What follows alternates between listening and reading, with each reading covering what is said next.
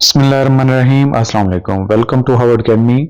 Dear aspirants, आज हम federal public service commission के एग्जाम के हवाले से डिस्क्रिप्टिव टेस्ट के बारे में सी पैक जो कि करंट अफेयर्स का एक इम्पॉर्टेंट टॉपिक है।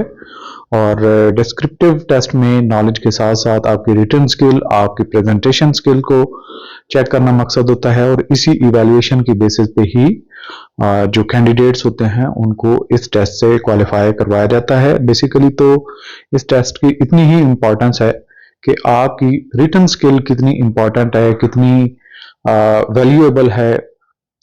एक ऑफिशियल जितनी आपकी रिस्पॉन्सिबिलिटीज हैं, करॉस्पॉन्डेंस हैं, उनमें कितने अच्छे तरीके से, इफेक्टिव तरीके से आप कम्युनिकेशन को हैंडल कर सकते हैं राइटिंग के हवाले से। इसके अलावा जो आपको करॉस्पॉन्डेंस रिसीव होती है उसमें से आपने उसको रिस्पॉन्ड करना होता है। सो इस हवाले से आपकी रिटन स्किल को चेक करने के लिए डिस्क्रिप्टिव टेस्ट एफपीएससी कंडक्ट करता है। सो इस हवाले से हमने कंप्रीहेंसिव कोर्स प्लान किया है जिसको हम कवर करेंगे। और इसमें सबसे पहले तो सी पैक को हम फोकस करेंगे, और सी पैक के साथ साथ हम इस आज का हमारा लेक्चर एक जनरल लेक्चर है जिसकी बेस बनेगी, और आइंदा से हम बहुत डेप्थ में चीजों को लेके चलेंगे ताकि आपको जब एग्जाम में किसी भी पैटर्न पे कोई क्वेश्चन आता है तो अच्छे तरीके से हैंडल कर सकें। ना सिर्फ हैंडल कर सकें बल्कि आपके पास इतना स्टफ हो कि आसानी से आप उसको एक ऐसी तरह से प्रेजेंटेशन कर सकें कि डेफिनेटली एग्जामिनर जो है वो आपको अच्छे से अच्छे मार्क्स दे। सो सक्सेस को इंश्योर करने के लिए हमने इस कोर्स को एक्सटेंसिवली कवर किया है, शॉर्टली नहीं एक्सटेंसिवली, ताकि आप जो है वो सक्सेस का जो चांस है वो इतना हो कि फेलियर का चांस ही ना रहे। So significance and benefits of CPEC, ये आज का हमारा टॉपिक है। सिग्निफिकेंस क्या होती है, किसी चीज की अहमियत, और उसके बेनिफिट्स यानी कि सिग्निफिकेंस वाइडर लेवल पे होती है, और बेनिफिट्स जो म्यूचुअल दो पार्टीज होती है डायरेक्टली जो उसमें इन्वॉल्व होती हैं। सो सिग्निफिकेंस के हवाले से है कि बहुत बड़ी चेंज आती है। एक उसकी सिग्निफिकेंस का मतलब हम ये देख सकते हैं कि मेजर इंपैक्ट होना। बेनिफिट्स, आप जाके एक नीडल लेते हैं तो उसका भी एक छोटा सा बेनिफिट होता है कि आप जनाब एक आपने बटन टांकना है, या फिर आपने छोटा सा जो क्या है आपका कोई कपड़ा वपड़ा है उसको सिलाई थोड़ा सा करना है तो वो आपका बेनिफिट वो भी देती है। लेकिन एक बहुत बड़ा प्रोजेक्ट करते हैं तो उसकी सिग्निफिकेंस वाइडर लेवल पे होती है। उसके ऊपर जो पॉपुलेशन होती है, जो एरिया होता है, जो कंट्री होता है, उसके ऊपर डेफिनेटली एक बड़ा लॉन्ग टर्म पे इंपैक्ट आता है। सो सिग्निफिकेंस एंड बेनिफिट्स डायरेक्टली छोटे छोटे हर चीज को कवर करते हैं, और सिग्निफिकेंस बड़े लेवल पे होती है।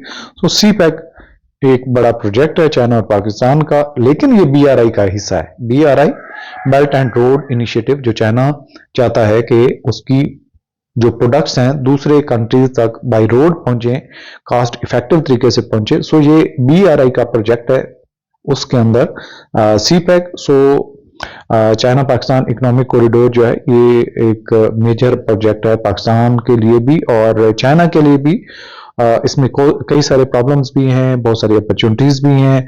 सो ये इसके बीच में रह के जो चाइना है, पाकिस्तान है, कितना अचीव करते हैं, कितना अचीव करने में सक्सेसफुल रहते हैं, कितना इंटरनेशनल उनके ऊपर प्रेशर जो है उसको डाइवर्ट करता है। सो ये एक चैलेंजेस की सिचुएशन के अंदर रहते हुए हमने आज के सेशन में बात करनी है कि इसकी सिग्निफिकेंस क्या है और इसके बेनिफिट्स क्या है। सो टॉपिक आज का हमारा इसके अंदर फर्दर सिग्निफिकेंस और बेनिफिट्स में इकोनॉमिक ग्रोथ एंड डेवलपमेंट। इसकी इकोनॉमिक ग्रोथ क्या है और डेवलपमेंट के हवाले से इसके हमने ज्यादा फोकस करना है।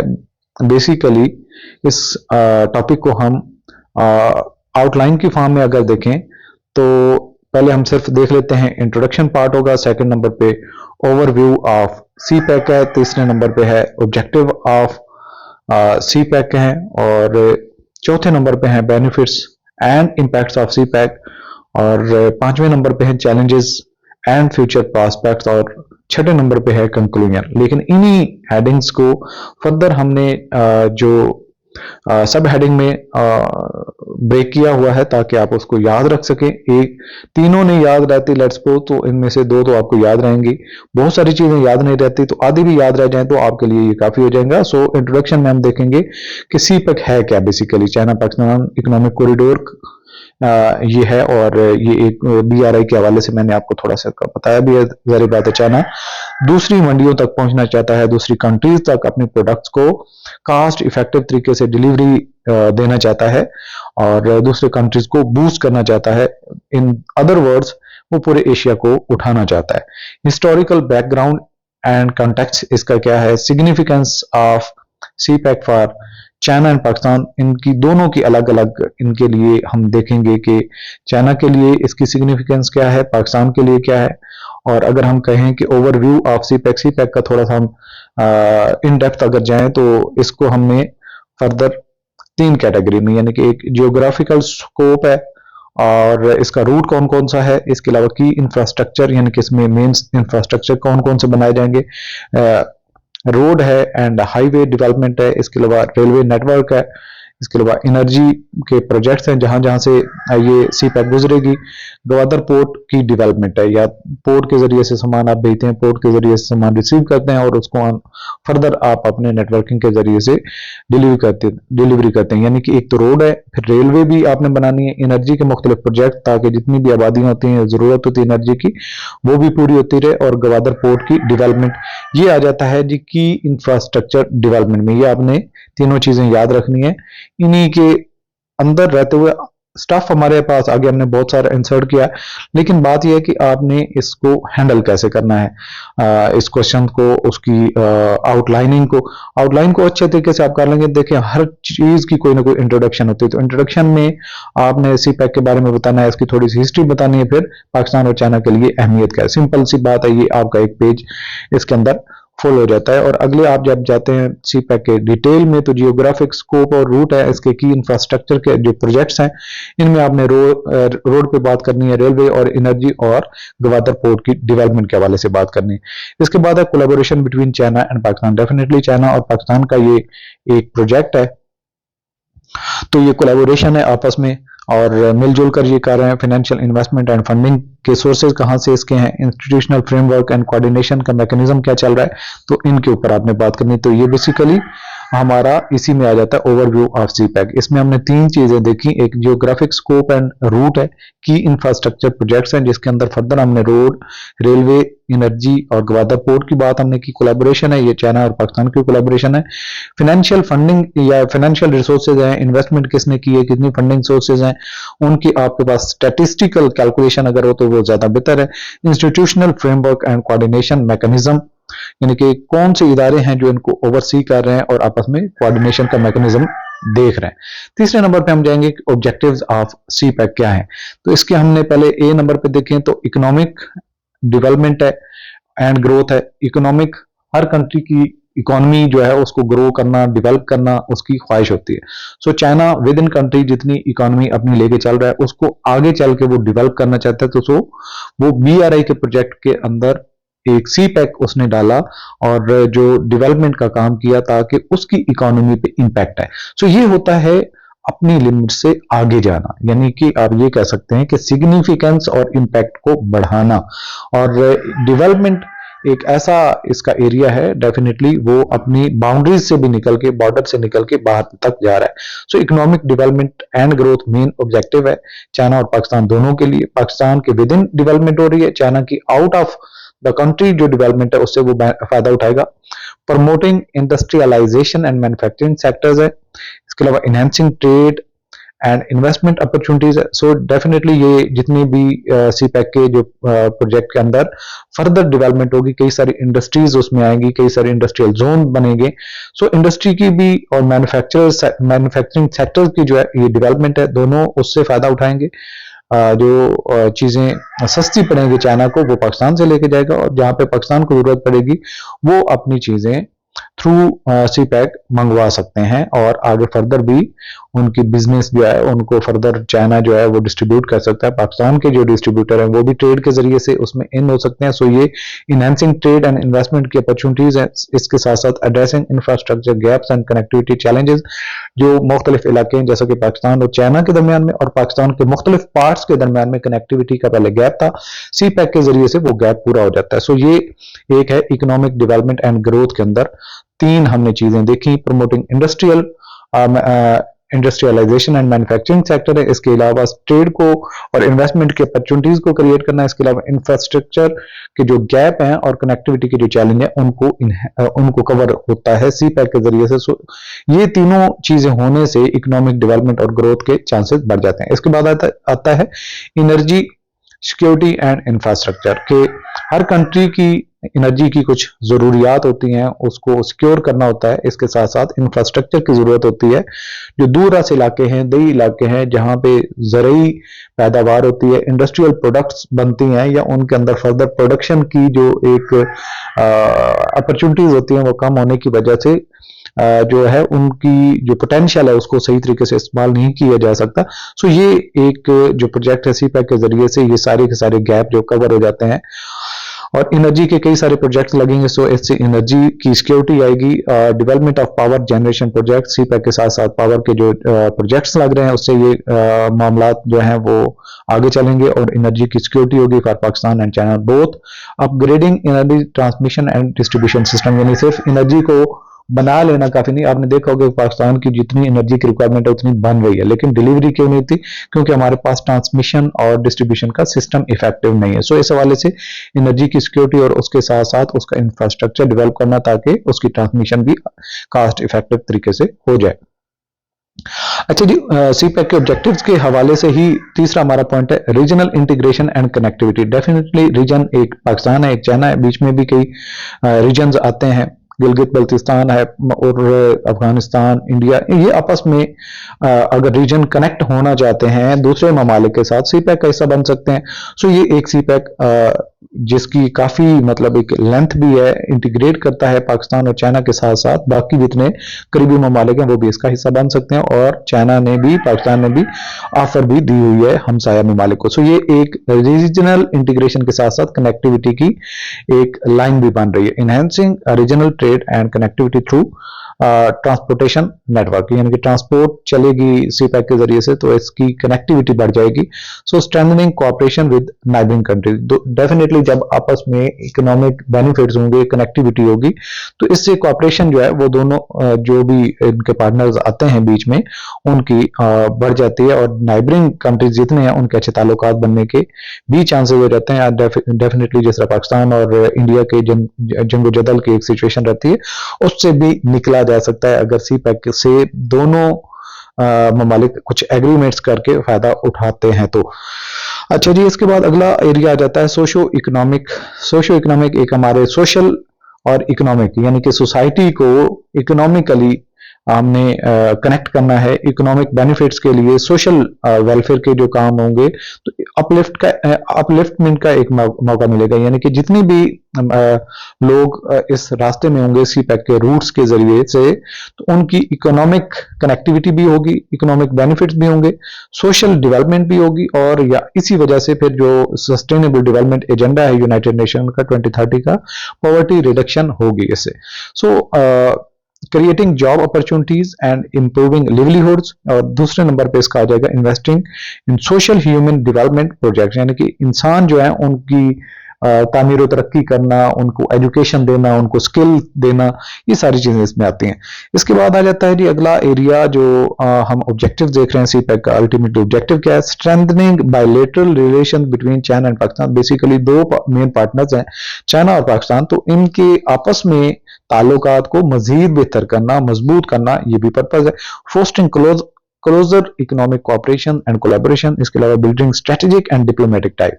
तो इन चीजों को जो पहले ही बड़े अच्छे ताल्लुकात थे लेकिन बीच में सी पैक पे जो इंटरनेशनल फोर्सेज हैं उन्होंने तो प्रेशर दिया, तो पाकिस्तान डेफिनेटली एक कमजोर मुल्क है।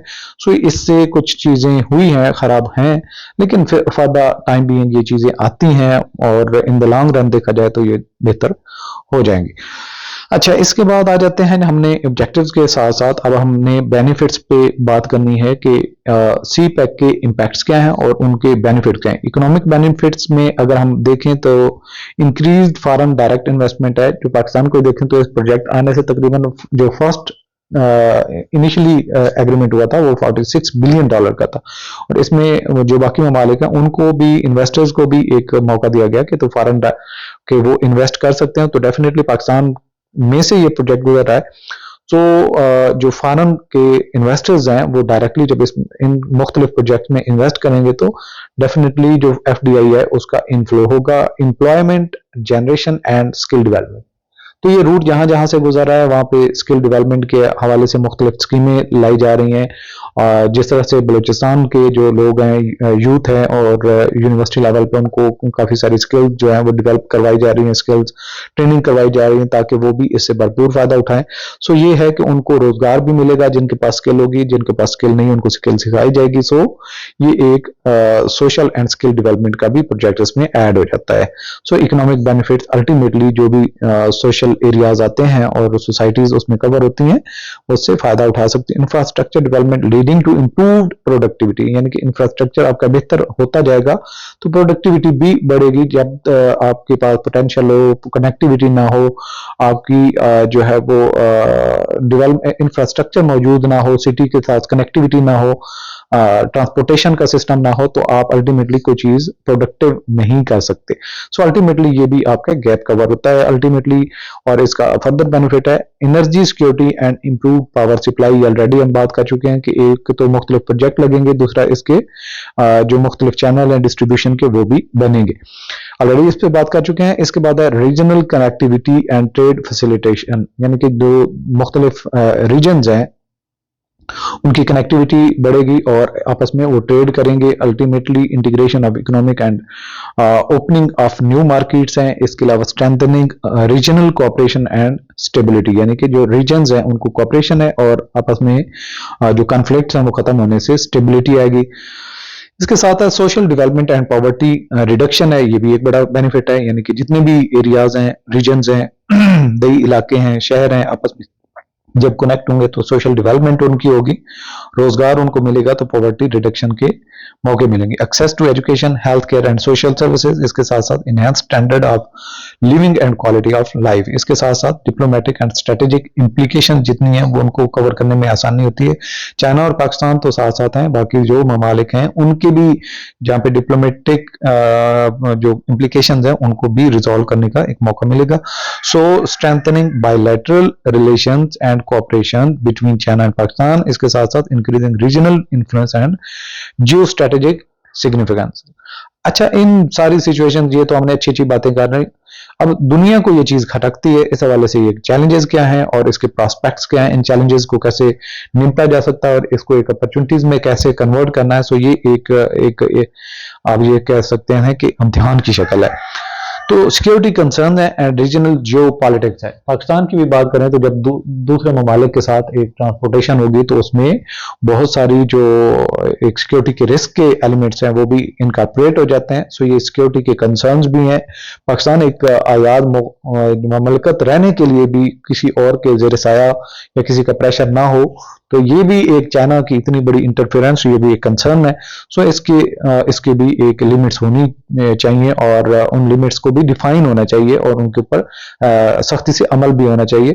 सो रीजनल जियोपॉलिटिक्स जो है वो उसमें बड़ा एक डायनामिक चेंज आ रहा है। सो साथ में आगे हम चलें तो जो चैलेंज है वो socio economic and environmental sustainability है, यानी कि जो सोसाइटी है इन्वायरमेंटल इतनी आप काट छांट कर रहे हैं और इतनी आप चीज़ों की वो कर रहे हैं, डेवलपमेंट की तरफ जा रहे हैं। बहुत सारे जंगलात हैं जिनकी कटाई हो जाएगी, बहुत सारे एक आबी रिसोर्सेज हैं उनका ज़ाया होने का चांसेस होगा। सो ये एक इन्वायरमेंटल सस्टेनेबिलिटी का भी एक रिस्क मौजूद है। Ensuring equitable distribution of benefits, ये एक चैलेंज है कि जितने भी रीजन हैं उनको CPEC के आया सिर्फ सैक्रिफाइसेस देनी है या कि उनको बेनिफिट्स भी मिलेंगे, इक्वल डिस्ट्रीब्यूशन उनको होगी। पाकिस्तान की बात कर रहे हैं, विद इन जो रीजन हैं कुछ को CPEC की एक्सेस है, कुछ अभी भी एक्सेस से दूर है। सो ये बेनिफिट्स किस तक जाएंगे, ये भी एक चैलेंज है जिसमें सब पार्टीज जो जितने भी कंसर्न जो एरियाज हैं या लोग हैं या जो आप ये कह सकते हैं कि स्टेक होल्डर्स हैं, उनको कैसे आप सोडिफाई करते हैं। Mitigating risk and addressing public concern, यानी कि ये जितने रिस्क हैं और पब्लिक के जो कंसर्न हैं उनको कैसे आप एड्रेस करते हैं। फ्यूचर प्रोस्पेक्ट इसमें क्या मौजूद है, अपॉर्चुनिटीज फॉर फ्यूचर डेवलपमेंट है। जब हम टॉपिक को कंक्लूड करेंगे तो हम की पॉइंट्स को डिस्कस करेंगे कि उसमें जो इंपॉर्टेंट है, emphasizing the significance of CPEC for economic growth and regional cooperation, इसके साथ साथ anticipating the long term impact and benefits of CPEC for China, Pakistan and the region. यानी कि सिर्फ ये दो मेजर पार्टनर्स हैं, लेकिन ओवरऑल रीजन पर क्या इसके इम्पैक्ट हैं और बाकी ममालिक किस तरह इससे फायदा उठा सकते हैं। सो ये पूरे टॉपिक की मैंने आपको एक अंडरस्टैंडिंग दे दी है। इसी के बीच में रहते हुए आपने बात करनी है। जो चीजें बीच में हमने बोलनी थी या आपको समझानी थी, मैंने यहाँ पे आउटलाइन के अंदर आपको ये चीजें कवर कर दी। ये टॉपिक बेसिकली यहाँ पे आपका कवर हो जाता है, लेकिन मैंने इसको डिटेल से आपकी आसानी के लिए ये चीजों को ऐड किया। मैं इसको गो थ्रू करूंगा, इनके ऊपर अब हमारी ज्यादा डिस्कशन नहीं होगी, क्योंकि हमने मेजर जो हमारी आउटलाइंस है उनके ऊपर हमने डिस्कशन कर लिए। यानी कि हमारे इंट्रोडक्शन में हमने पॉइंट ए यहाँ पे मेंशन किया हुआ है, सी पैक यानी कि चाइना पाकिस्तान इकोनॉमिक कॉरिडोर है क्या, इसकी हिस्टोरिकल बैकग्राउंड अगली पेज पे हम जाके देखेंगे। Significance of CPEC for China and Pakistan, उससे अगले पेज पे हम देखेंगे। सो सबसे पहले सी पैक है क्या, इसकी तो सी पैक एक बेल्ट एंड रोड इनिशिएटिव का एक हिस्सा है। China and Pakistan economic corridor इसका ये एब्रिविएशन है सी पैक, और ये एक बहुत बड़ा मेजर प्रोजेक्ट है दोनों ममालिक के लिए। एक अपॉर्चुनिटी है। चाइना जो पूरे रीजन तक एक्सेस करना चाहता है, पूरे एशिया और इवन के वेस्टर्न कंट्रीज तक थ्रू रोड। सो ये इसका एक प्रोजेक्ट है जिससे दूसरे ममालिक फायदा उठा सकते हैं जहां जहां से भी ये गुजरेगा। तो China Pakistan economic corridor is a strategic infrastructure and economic development initiative between China and Pakistan. It is a multi-billion dollar.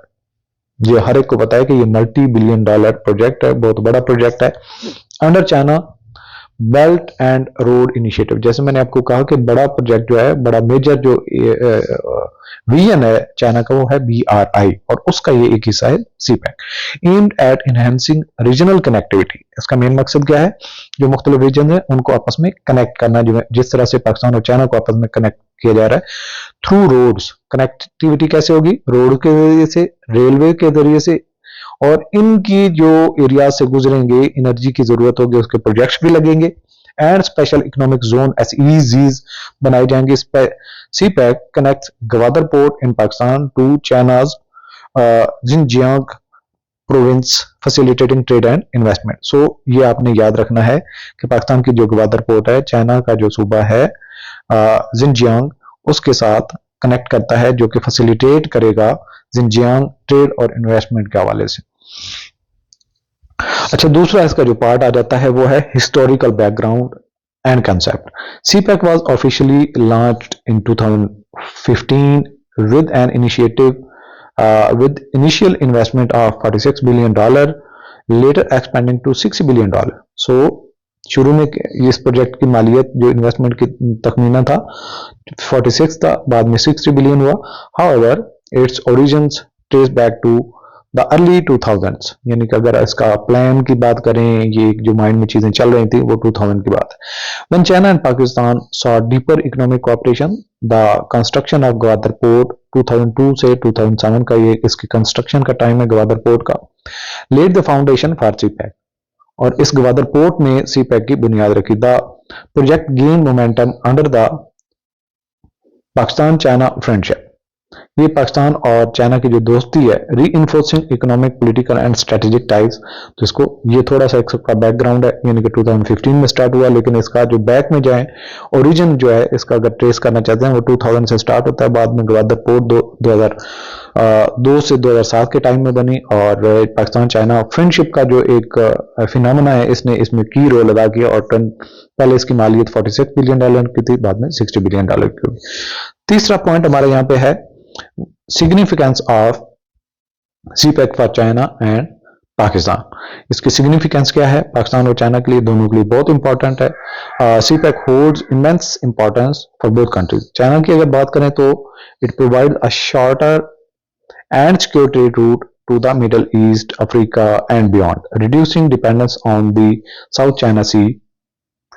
It also boosts China's global influence through BRI.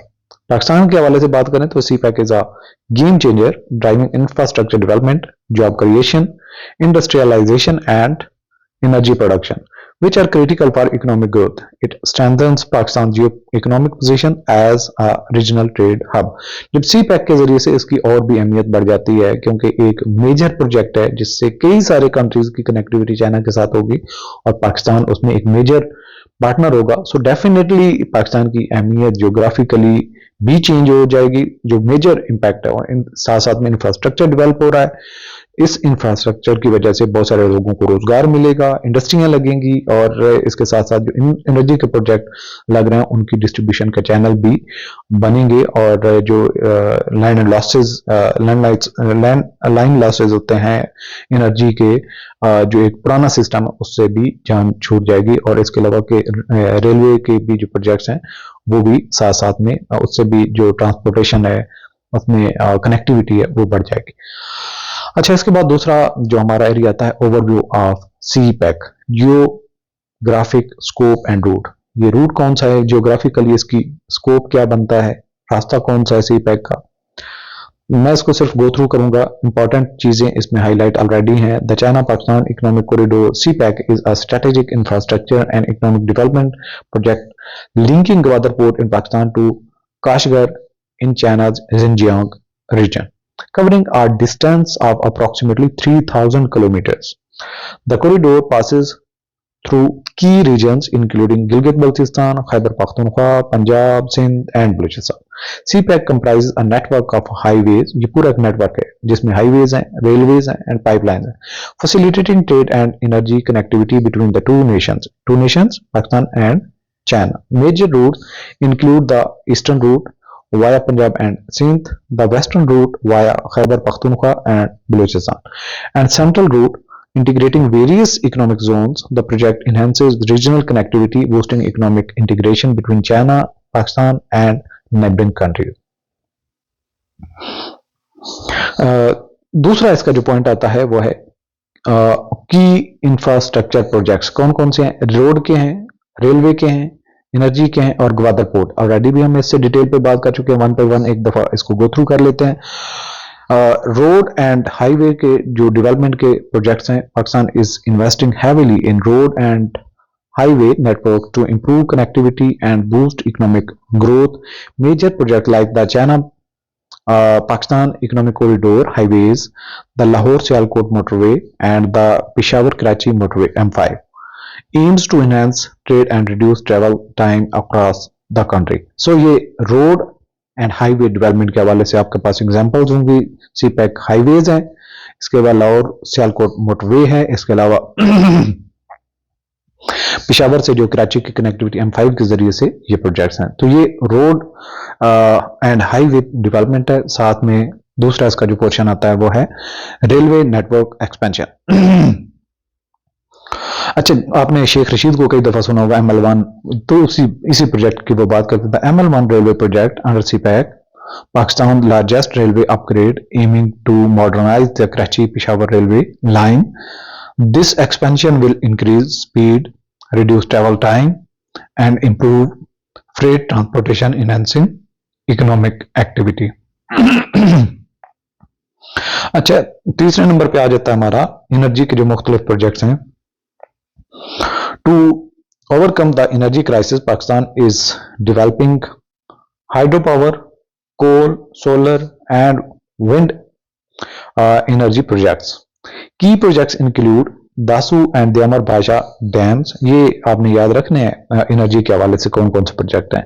इसके अलावा थर कोल पावर प्लांट है and solar park like Quaid Azam solar park. ये एक बहुत बड़ा solar park है जिसमें बहुत सारे एरिया पे सोलर सिस्टम लगाए गए हैं जिससे एनर्जी की जरूरियात पूरी की जा सकती है। Ensuring sustainable energy, so definitely ये जो एक अपॉर्चुनिटी है ये बहुत खतरनाक चीज है जो कोल पावर प्लांट है, लेकिन जो कायदे आजम सोलर पार्क है ये इंटरनेशनल जो स्टैंडर्ड्स हैं या जो यूनाइटेड नेशन का एजेंडा है 2030 का सस्टेनेबल एनर्जी की तरफ एक स्टेप है। Production and reducing dependence on fossil fuel, तो फोसिल फ्यूल से हमें जान छुड़ानी क्योंकि क्लाइमेट के ऊपर बहुत नेगेटिव इंपैक्ट आ रहे हैं। सो ये दुनिया का एजेंडा है जिसमें ये जो चीज है इसको फर्दर इनहेंस करने की जरूरत है, इस तरह के और कई सारे पार्क बनाने की जरूरत है। नंबर 4 पे है गवादर पोर्ट की डेवलपमेंट, यानी कि ये डेवलपमेंट ही बेस लाइन बनी थी जिसकी वजह से सीपैक आगे एक स्टेप आगे हुआ। Gwadar port, a flagship project of CPEC, is being developed as a major trade hub. Infrastructure improvements include Gwadar free zone and international airport and deep sea port facilities, यानी कि एक ऐसी आपके पास पोर्ट बन चुकी है कि समंदर से ज़मीन के साथ एक्सेस उसको बहुत आसान हो जाती है, उसको फर्दर आपको आर्टिफिशियल काम करने की ज़रूरत नहीं पड़ी, making it a key player in regional and global trade. C collaboration between China and Pakistan, definitely दोनों कंट्रीज मेजर पार्टनर्स हैं, उनकी कोलैबोरेशन है। फाइनेंशियल इन्वेस्टमेंट के हवाले से फंडिंग और इसके सोर्सेज कौन से, इंस्टीट्यूशनल फ्रेमवर्क क्या है, कोऑर्डिनेशन के मैकेनिज्म को जो देख रहे हैं, नंबर 1 पे हम पहले देख लेते हैं financial investment and funding sources कौन से थे सीपैक के जरिए से। China and Pakistan collaborate primarily through the China-Pakistan Economic Corridor, a multi-billion-dollar initiative under the Belt Road and Initiative. Belt and road initiative funding sources include, इसमें कौन कौन से, सबसे पहले चाइना की गवर्नमेंट ने लोन दिए provide through institutions like the China development bank CDB and the export import bank of China. दूसरे नंबर पे direct foreign investment I, FDI, Chinese firms invest in energy infrastructure and technology sector in Pakistan. इसके अलावा funding आई public private partnership के जरिए से, joint ventures between Chinese and Pakistani companies specially in special economic zones, काफी जो joint जिवीज हुई, partnerships हुई, तो ये भी एक फंडिंग का सोर्स था। इसके अलावा bilateral agreement and grants, some projects receive financial support through MOUs and concessional loans. दूसरा है कि इसके इंस्टीट्यूशन की जो मॉनिटरिंग हो रही है, लुक आफ्टर करने वाले इदारे हैं, वो कौन से, to ensure smooth execution of projects. Both countries have established institutional mechanisms including Joint Cooperation Committee JCC, the highest decision making body overseeing CPEC. दूसरे नंबर पे है पाकिस्तान CPEC अथॉरिटी है, coordinates between federal and provincial stakeholders for project implementation. तीसरे number पे है China National Development and Reform Commission NDRC oversees CPEC's projects on China's behalf. इसके अलावा bilateral task forces बनी हुई है, focus on areas like energy, transport and industrial cooperation. इसके साथ साथ special economic zones बनाई गई हैं, coordination है उनके आपस में, ensure industrial development under CPEC. So ये आपके जो इदारे हैं जिनका आपने याद रखना है, जॉइंट कोऑपरेशन कमेटी एक है, पाकिस्तान की CPEC अथॉरिटी है, चाइना की तरफ से China national development and reform commission, इसके अलावा बायलैटरल टास्क फोर्सेस बनी हुई जो इनको देख रही हैं, इसके अलावा स्पेशल इकोनॉमिक जोन्स के जो बनाए गए उनकी कोऑर्डिनेशन के मुख्तलिफ फोरम्स है। तीसरे नंबर पे आ जाता है हमारा area objectives of CPEC। CPEC के ऑब्जेक्टिव्स क्या है, तो ऑब्जेक्टिव आपको सामने यहाँ पे तीनों नजर आ रहे हैं, promoting industrialisation and manufacturing sector, second number पे enhancing trade and investment opportunities, और तीसरे नंबर पे addressing infrastructure gaps and connectivity challenge. सबसे पहले हम देख लेते हैं promoting industrialization and manufacturing sectors. CPEC aims to establish special economic zones to boost industrialization, encourage local and foreign investment, and enhance Pakistan's infrastructure capabilities. This will lead to job creation and economic diversification. Second number पे आ जाता है enhancing trade and investment opportunities, यानी कि आपस में trade और investment के जो मौके हैं उनको बढ़ाना, by improving transportation networks and establishing modern trade routes. CPEC facilitates regional and international trade, यानी कि आप रीजन के साथ साथ इंटरनेशनल ट्रेड को भी बूस्ट करते हैं, स्ट्रेंथन करते हैं, फैसिलिटेट करते हैं। It strengthens economic ties between China, Pakistan and other countries, attracting investment in various sector. Number third पे आ जाता है एड्रेसिंग इंफ्रास्ट्रक्चर गैप। पहले इंफ्रास्ट्रक्चर के जो गैप थे CPEC के जरिए से कनेक्टिविटी होगी, तो ये चैलेंजेस जो है वो उससे निपटा जा सकता है। CPEC focuses on upgrading roads, railways and energy projects to overcome Pakistan infrastructure deficiencies, better connectivity between urban and rural areas, improves logistics, reduces transportation cost and enhances economic activities. So definitely जब ये चीजें होंगी तो economic activities तो automatically होंगी जिन जिन root से CPEC गुजरेगी। अगला एरिया आ जाता है एनर्जी सिक्योरिटी एंड इंफ्रास्ट्रक्चर का, जिसमें नंबर 1 पे है development of power generation project, यानी कि पावर बनाने वाले या पावर जनरेट करने वाले प्रोजेक्ट्स लगेंगे। इसके अलावा जो दूसरे नंबर पे है वो है upgrading energy transmission and distribution का सिस्टम। सबसे पहले हम देख लेते हैं development of power generation project. Developing power generation projects is essential for ensuring a stable and sufficient energy supply. This includes investing in renewable energy sources such as solar, wind and hydropower alongside traditional fossil fuels and nuclear energy projects. इनको पूरी दुनिया जो है ना वो अब बुरी नजर से देखती है। अब ये अच्छी चीजें हैं, सोलर है, विंड है और हाइड्रो पावर है, क्योंकि ये क्लीन एनर्जी के सोर्सेज हैं और दुनिया को इस पे बड़ी तशवीश है, इवन यूनाइटेड नेशन को और उन अलाइज कंट्रीज के। The goal is to enhance energy production capacity, reduce dependency on imports, and support sustainable economic growth. Governments and private sectors collaborate to establish efficient and eco-friendly power plants to meet increasing energy demand. Second number पे आ जाता है upgrading energy transmission and distribution system.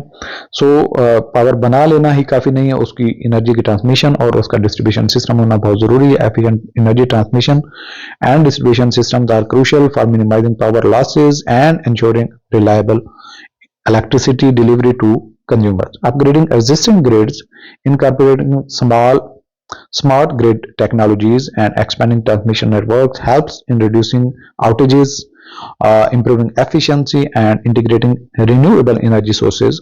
Modernization efforts also focus on digital monitoring, automation and decentralization to enhance energy accessibility, particularly in remote areas.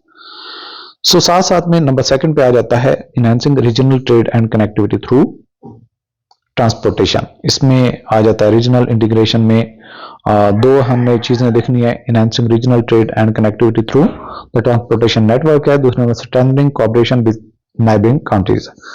पहले number पे enhancing regional trade and connectivity through transportation network, यानी कि जितनी भी regions हैं उनकी trade को connect करने के लिए हमें ट्रांसपोर्टेशन का पूरा नेटवर्क चाहिए। सो ये रीजनल इंटीग्रेशन में एक मेजर जो है वो इसका रोल भी है और जरूरत भी है। Developing efficient transportation network, efficient का मतलब जिसमें कास्ट इफेक्टिव हो और बेहतर हो सकते हो हमारी ट्रांसपोर्टेशन।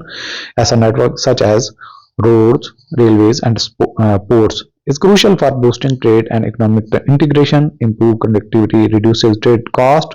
So ये सबसे बड़ा फैक्टर है इस ट्रेड कास्ट को कम करना। इनहेंसिंग सप्लाई चेन भी होनी चाहिए, मौजूद होनी चाहिए, फिर कास्ट इफेक्टिव की बात आती है।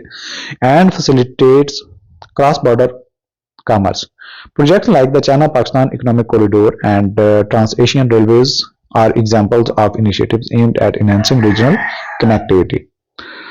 सेकंड नंबर पे आता है strengthening cooperation with neighbouring countries. सिर्फ चाइना और पाकिस्तान नहीं बल्कि जितने भी हमसाया ममालिक हैं उनके साथ कोऑपरेशन करना भी एक जो रीजनल इंटीग्रेशन और कनेक्टिविटी का एक टारगेट है। Collaboration with neighbouring countries in trade, security, energy and infrastructure development fosters regional stability and economic progress. Agreements on trade facilitations, energy sharing and border management help build stronger regional ties. So अच्छे मौके होंगे, आपस में corporation होगा, एक जो conflict की situation से निकला जाएगा, स्टेबिलिटी आएगी। Organizations like SAARC, ECO and ASEAN work to promote cooperation among member states for shared economic and geopolitical benefits. अच्छा, इसके बाद अगला आ जाता है socio economic upliftment and poverty reduction. ये भी टारगेट है कि पाकिस्तान के जो मुख्तलिफ इकोनॉमिक अपलिफ्ट के लिए जो सोसाइटीज हैं, जो जिनके पास रिसोर्सेज नहीं थी, ट्रांसपोर्टेशन नहीं थी, कनेक्टिविटी नहीं थी, एनर्जी नहीं थी, उनको आपने अपलिफ्ट करना है। अपलिफ्ट करेंगे, जॉब क्रिएशन होगी तो पॉवर्टी एलिवेशन होगी। सो अल्टीमेटली इसमें नंबर 1 पे हम देखते हैं creating job opportunities and improving livelihoods. Generating employment is crucial for poverty reduction. By promoting entrepreneurship, vocational trainings, and skill development programs, individuals can gain sustainable income sources. Encouraging small business, green jobs, and digital economy participation ensures economic stability, improving living standards, and reducing dependency on aid. इसके साथ साथ है number 2 पे investing in social and human development projects. Investment in education, health care and community development leads to long term socio economic progress. Quality education, accessible healthcare and social welfare programs enhance human capital, empowering individuals to break the poverty cycle. Sustainable development projects focusing on infrastructure, clean energy, financial inclusion, further strengthen economic resilience. अच्छा, इसमें बहुत सारे बड़े बड़े concept हैं, लेकिन हम हर एक को सिर्फ यहाँ पे शॉर्टली बता रहे हैं. तो ये इनमें से जो बात हो रही है इंफ्रास्ट्रक्चर की, क्लीन एनर्जी की, फाइनेंशियल इंक्लूजन की और सस्टेनेबल डेवलपमेंट के जो प्रोजेक्ट्स हैं, ये बेसिकली इन्हीं चीज़ों को इन्हेंस करते हैं कि सबको जो है वो फाइनेंशियली इंक्लूड करें. हर एक को पास रिसोर्सेज होने चाहिए. क्लीन एनर्जी के जो रिसोर्सेज हैं वो भी होने चाहिए. तो वो सीपैक के अम्ब्रेला में वो भी चीज़ें हो रही हैं. Further strengthen economic resilience. तो इकोनॉमिक रेजिलियंस के लिए या एक रिदम के साथ सस्टेनेबल डेवलपमेंट आप इन्हीं चीज़ों के ऊपर रिलाय करते हुए ही हासिल कर सकते हैं. अच्छा, अगला हमारा एरिया आता है strengthening bilateral relations between China and Pakistan. उसमें सबसे पहले हम देखेंगे fostering closer economic cooperation and collaboration. Definitely CPEC बहुत बड़ा प्रोजेक्ट है. जब मिलकर काम करेंगे, एक म्यूचुअल बेनिफिट्स होंगे, तो कोऑपरेशन और कोलैबोरेशन जो है वो बढ़ेगी. Economic ties between China and Pakistan have strengthen through initiative like China Pakistan economic corridor, a flagship project. इसको हम क्या कहते हैं? A flagship project of the Belt Road Initiative. CPEC has led to significant investment in infrastructure, energy, and industrial development in Pakistan, boosting trade and economic growth. The two nations continue to enhance cooperation in technology, agriculture, and digital innovation, ensuring sustainable economic development. So ये economic development जो है ना, sustainable का जो agenda है, ये अब पूरी दुनिया का मामला है कि एक प्रोजेक्ट के जरिए से ही आप डेवलप ना करें, बल्कि आपकी डेवलपमेंट जो है वो सस्टेनेबल होनी चाहिए, वो इकोनॉमिक हो या सोशल. अच्छा, इसके साथ साथ सेकंड नंबर पे है building strategic and diplomatic ties. कि स्ट्रेटेजिक और साथ साथ डिप्लोमेसी की जो टाइज है उनको एनहांस करना. China and Pakistan maintain a strong diplomatic alliance reinforced bye defence cooperation, regional stability efforts, and mutual support in global forum. The partnership includes military collaboration, intelligence sharing, and joint security initiative. Both countries emphasize peace and stability in South Asia, counter-terrorism efforts, and strategic connectivity. The deep-rooted friendship, often referred to as all-weather partnership, continues to evolve, benefiting both the nations. इसके बाद आ जाता है number 4 पे benefits and impacts of CPEC. इसके benefits क्या हैं? Number 1 पे हम देखते हैं इंक्रीज्ड फॉरेन डायरेक्ट इन्वेस्टमेंट. इसमें बहुत सारे इन्वेस्टर्स हैं, ममालिक हैं, एक तो चाइना और पाकिस्तान के इन्वेस्टर, इसके साथ साथ इंटरनेशनल इन्वेस्टर भी मुख्तलिफ प्रोजेक्ट के अंदर इन्वेस्ट किए हैं, जिससे FDI जो है वो इनफ्लो हुई है दोनों कंट्रीज के लिए. The China-Pakistan Economic Corridor has significantly boosted Pakistan's FDI by attracting Chinese and global investors. This has enhanced economic stability, increased industrial growth, and strengthened trade ties between the two countries. Second number पे है employment generation and skill development. CPEC has created thousands of direct and indirect job opportunities across multiple sectors, including construction, energy, and manufacturing. Additionally, training programs and technical collaborations have improved workforce skills, fostering long-term economic growth. इसके साथ साथ number 3 पे है infrastructure development leading to improved productivity. As massive investments in roads, highways, railways, and energy projects have enhanced connectivity and reduced transportation costs. This has increased industrial efficiency, boosted trade, and improved overall economic productivity in Pakistan. अब number 2 पे आ जाता है energy security and improved power supply. इसमें number 1 पे आ जाता है reducing energy deficits and load shedding. So definitely ये प्रोजेक्ट्स आने से तो आपको पता है कि एक जो एनर्जी की एक डेफिशिएंसी है और जो ट्रांसमिशन का मसला है वो भी हल हो जाएगा, लोड शेडिंग का मसला वो भी हल हो जाएगा. सो यही बात की गई है. Reducing energy deficits involves improving power generation, reducing transmission losses, and enhancing the efficiency of the energy infrastructure by investing in energy production capacity and maintaining consistent power generation. The problem of load shedding, the periodic interruption of electricity can be minimized. Timely maintenance, better management, and leveraging advanced technologies like smart grids can also contribute to reducing load shedding and energy shortages. इसके साथ साथ जो दूसरा area इसका आता है वो है डाइवर्सिफिकेशन ऑफ एनर्जी सोर्सेज, यानी कि आपका एक ही एनर्जी का सोर्स ना हो बल्कि मल्टीपल सोर्सेज हो जिनके ऊपर आप रिलाई करें, सेल्फ सफिशिएंट हो, सस्टेनेबल हो एनर्जी के एरिया में। Diversifying energy sources is vital to reduce dependency on a single type of energy such as fossil fuels. This can be achieved by investing in renewable energy sources like solar, wind, hydropower, and biomass. Incorporating these alternative energy options into the energy mix enhances supply stability, reduces environmental impact, and ensures long-term sustainability. A diversified energy portfolio can also cushion the economy from external energy price fluctuations. अगला area आ जाता है regional connectivity and trade facilitation, यानी कि जितने भी reason है उनको मिलाना और एक दूसरे से ट्रेड करना। इसमें सबसे पहले आ जाता है integration of economic and opening of new markets. Regional connectivity plays a crucial role in integrating economic economies of the neighboring countries by improving trade infrastructure, reducing barriers, and facilitating smoother cross-border transactions. By enhancing transportations, communication, and logistical network, countries can access new markets, expand trade opportunities, and promote economic growth. This integration leads to mutual benefits like increased investment flows, access to diverse products, and shared technological advancements, ultimately fostering regional prosperity. Second number पे strengthening regional cooperation and stability.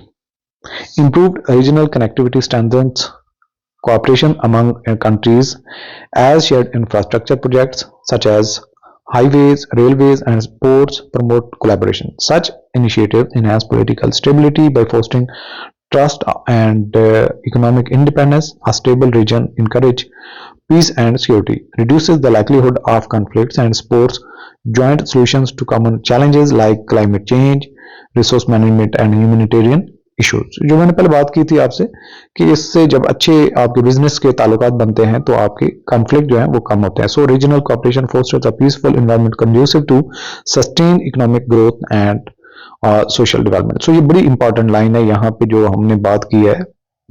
Regional cooperation fosters a peaceful environmental conducive to sustain economic growth, यानी कि आप अपने मालिक के साथ अच्छे ताल्लुकात रखेंगे तो आप सस्टेन इकोनॉमिक ग्रोथ की तरफ जाते हैं और सोशल डेवलपमेंट की तरफ जाते हैं, जिससे आपके सोशल, इकोनॉमिक और इन्वायरमेंटल जो मसाइल हैं वो हल होते हैं। अच्छा, इसके बाद है social development and poverty reduction, यानी कि जो सोसाइटीज हैं, जो लोग हैं, रहन सहन जो लोगों का है उसको बेहतर करना, इंप्रूव करना, उसके अंदर डेवलपमेंट लेके आना, साथ में उनको रोजगार मुहैया करना जिससे उनकी गुर्बत का खात्मा हो। ये यूनाइटेड नेशन का 2030 का सस्टेनेबल डेवलपमेंट का एजेंडा भी है। सो एक्सेस टू एजुकेशन है नंबर 1 पे। एक्सेस टू एजुकेशन, सबसे पहले लोगों को एजुकेट करें, उनको सेहत की सहूलियात और सोशल सर्विसेज दें। Providing universal access to quality education equips individuals with knowledge and skills, enhancing their employability and income potential. Accessible healthcare ensures that individuals maintain good health, which is vital for productivity and reducing financial burdens due to illness. Social services, including social protection programs, support vulnerable populations, providing safety nets against shocks and enabling them to break the cycle of poverty. Second number पे enhance standard of living and quality of life. जैसे जैसे लोगों को वसाइल मिलेंगे, job मिलेंगी, उनके living standard बेहतर होगा, क्वालिटी ऑफ लाइफ भी बेहतर होगी। तो social development initiatives aim to improve the overall standard of living by addressing basic needs such as clean water, sanitation and housing. These improvements lead to higher quality of life, reducing inequality and fostering economic opportunities. As the standard of living rises, individuals experience better physical and mental health, improved education outcomes, and more stable economic environmental, all of which contribute to sustainable poverty reduction. Number अगला further हमारा जाता है diplomatic and strategic implication जो है इसकी उसको भी निपटने के लिए जो सीपैक है उसका एक अपना की है, strengthening bilateral relations and cooperation between China and Pakistan, और इसके साथ साथ जो बाकी नेबरिंग कंट्रीज हैं. The relationship between China and Pakistan has grown significantly, driven by economic, military, and political cooperation. Initiatives like the China-Pakistan Economic Corridor play a key role in enhancing economic ties, facilitating infrastructure development, and boosting trade. In addition, both nations share strategic interests, especially in combating terrorism and maintaining regional stability. This alliance fosters mutual support on international platform, promoting peace and security. साथ साथ में second number पे आ जाता है increasing regional influence and geo strategic influence. तो ये पाकिस्तान के हवाले से है कि रीजनल इन्फ्लुएंस भी पाकिस्तान का बढ़ेगा, जियो स्ट्रेटेजिक जो सिग्निफिकेंस है उसमें भी इजाफा हुआ. The growing partnership between China and Pakistan amplifies their regional influence, particularly in South Asia and Central Asia. China benefits from Pakistan's access to the Arabian Sea, which is crucial for trade routes, while Pakistan gains economic support through Chinese investment and infrastructure projects. This cooperation also enhances their geostrategic importance for positioning them as key players in countering external influences and balancing regional power dynamics, particularly in relations to India and US. Challenges भी हैं, वो challenges क्या क्या हैं उनको भी देख लेते हैं. सिक्योरिटी के कंसर्न है पाकिस्तान के भी, और बाकी इसको सीपैक को प्रोटेक्ट करने के हवाले से भी. जो रीजनल जो पॉलिटिक्स जो है उसके अंदर भी कई सारे की प्लेयर्स हैं जिनके कंसर्न हैं, like India, USA. Security concern, particularly those linked to regional geopolitics, continue to be significant challenge. Political instability, territorial disputes, and the influence of foreign powers often disrupt peace and development. These issues can lead to military conflicts, economic sanctions, and general sense of insecurity, which hampers progress and investment. Additionally, such as tensions affect trade routes, resource distribution, and cooperative regional agreements, making it essential to prioritize diplomatic solutions for long-term stability. के साथ साथ है socio economic and environmental sustainability का जो पहलू है, यानी कि जितनी भी social economic and environmental sustainability को मेंटेन रखना कि सस्टेनेबल रहें, इन्वायरमेंटल भी और सोशल प्रोग्रेस भी और इकोनॉमिक भी. तो ये एक चैलेंज है. Socio economic sustainability refers to the creating systems that ensure equitable access to resources, reduce poverty and promote social welfare. अच्छा, यहाँ पे सस्टेनेबिलिटी का मतलब यह है कि ये चीज देर पार है, लॉन्ग टर्म में चले और इसके अंदर रिस्क कम से कम हो, और जो इन्वायरमेंटल रिस्क हैं और इसके साथ साथ इकोनॉमिक और जो सोशल है उनको भी कम किया जाए, और उनकी जो इंप्रूवमेंट है, डेवलपमेंट है, वो सस्टेनेबल होनी चाहिए, एक रिदम के साथ लगातार बेहतर होनी चाहिए. However challenges such as income inequality, unemployment, and inadequate healthcare pose significant obstacles on the environmental front. Rapid urbanization, deforestation, and pollution threaten to the planet's natural resources. To achieve true sustainability solutions must address both social disparities and environmental degradation, balancing economic growth and ecological preservation. C number पे आ जाता है जी हमारा ensuring equitable distribution of benefits, यानी कि जितने भी रीजन्स हैं उनको सबको बेनिफिट मिलना चाहिए. One of the key challenges in development and policy implementation is ensuring that the benefits are distributed equitability among all segments of the society. This involves addressing disparities in income, access to resources, and opportunities. Efforts to promote inclusive growth, improve access to education, healthcare, and economic opportunities are crucial to ensuring that marginalized communities also benefit from development initiatives.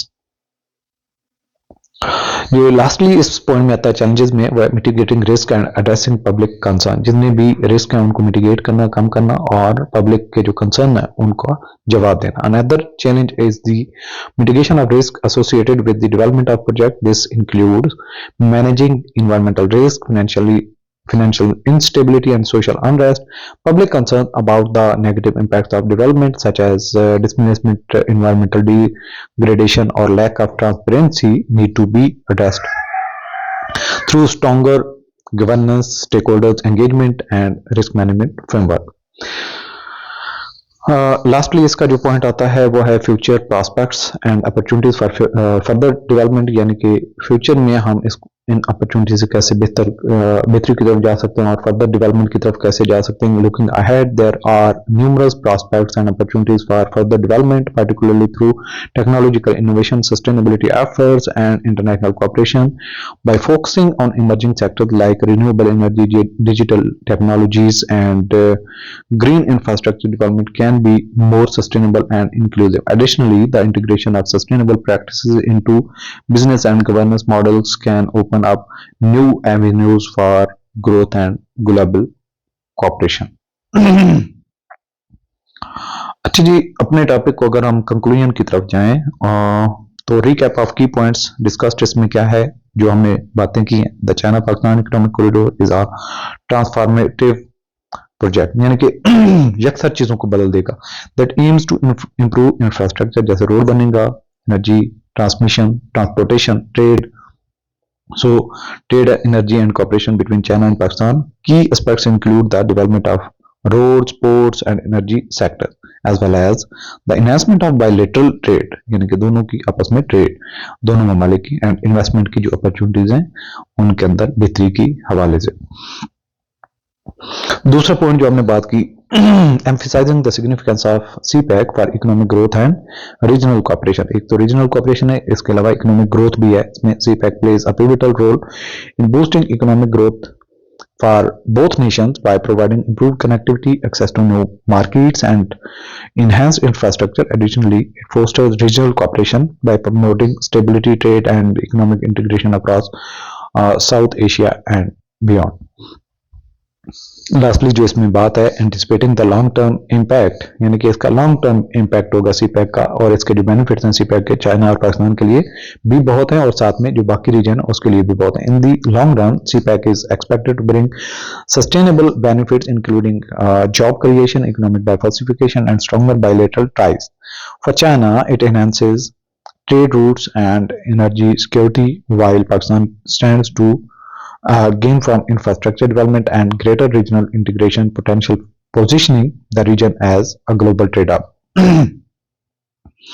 अगर हम की points देखें तो ये हमारे की points हैं पूरी एक समरी को याद रखने के लिए, या एक पूरे टॉपिक पे जो आपकी ग्रिप होगी, जो आपके माइंड में होनी चाहिए जब इस तरह के टॉपिक को आप कवर करेंगे. CPEC focuses on developing infrastructure, connectivity, trade and investment between China and Pakistan. Second number पे है infrastructure development includes the construction of roads, highways, railways and modernization of ports and airports.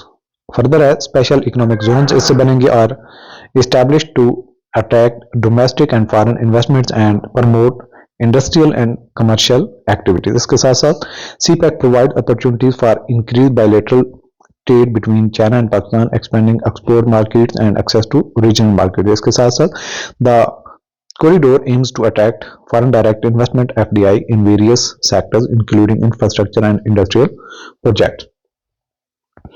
CPEC contributes to job creation and employment growth through construction activities, expansion of manufacturing industries and skill development programs.